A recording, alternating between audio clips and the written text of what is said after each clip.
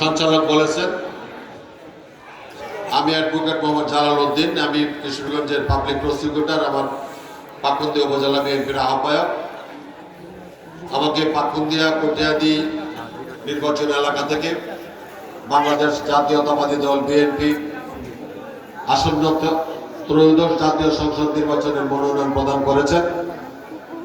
সেই লক্ষ্য নিয়ে আমি প্রতিদিন প্রতি এলাকায় ঘুরে বেড়াচ্ছি এবং এখন হুজুরদের মতো প্রতিদিন এরকমও হয় 3 দিন 3টা 4টা ওয়াজ মাহফিলে কাজ করতে হয়।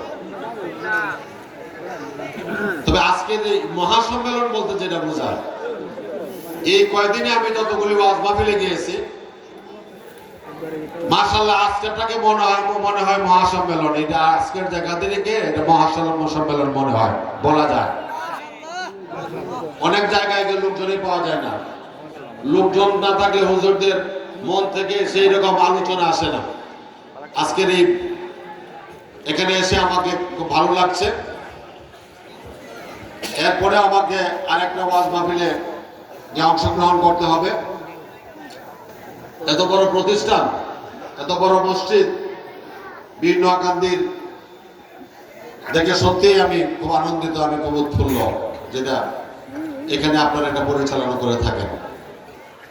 আমি কথা বাড়াবো না, আমি আমার জন্য দোয়া চাইতে এসেছি।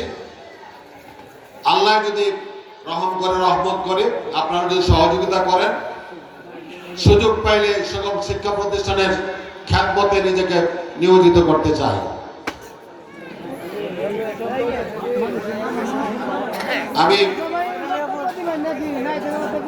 আমি আরেকটা দোয়া করতে চাই, প্রার্থনা করতে চাই আপনাদের কাছে। এদেশের 3 বারের প্রধানমন্ত্রী দেশনেত্রী বেগম খালেদা জিয়া গুরুতর অসুস্থ অবস্থায় হাসপাতালে ভর্তি আছেন। আমরা প্রতিনিয়তই আমরা বিভিন্নভাবে দোয়া করছি। গতকাল আগে যে হুজুর ছিলেন, আমি শুনতে আসছিলাম যে উনিও বেগম খালেদা জিয়ার সুস্থতার জন্য দোয়া করেছেন। আমি আপনাদের কাছে বেগম খালেদা জিয়ার সুস্থতার জন্য দোয়া করছি, দোয়া প্রার্থনা করছি এবং আমার জন্য আবারও আপনাদের কাছে দোয়া প্রার্থনা করছি। আল্লাহ যেন এইসব প্রতিষ্ঠান সহ এলাকার রাস্তাঘাট, স্কুল, কলেজ, মাদ্রাসা, মসজিদ এবং উন্নয়নে আমাকে যেন আল্লাহ কবুল করেন এবং এই দেশ থেকে ঘুষ, দুর্নীতি, সন্ত্রাস, চাঁদাবাজ নির্মূলে কাজ করার সুযোগ দেন।